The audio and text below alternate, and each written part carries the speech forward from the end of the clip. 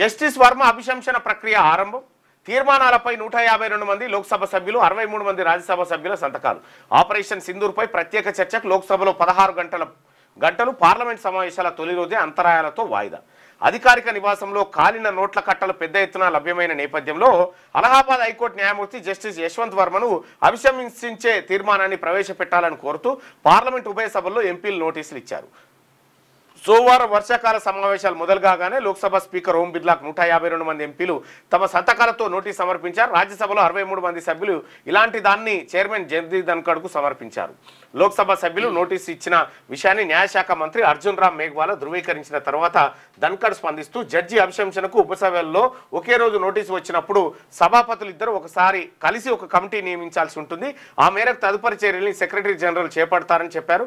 అలహాబాద్ హైకోర్టుకు చెందిన జస్టిస్ శేఖర్ యాదవ్ తొలగింపునకు ఎంపీలు గత డిసెంబర్లో ఇచ్చినటువంటి ఏదైతే ఉందో అభిశంసన మరి వాళ్ళు రాజీనామా చేస్తాడో ఏమో చూడాలి.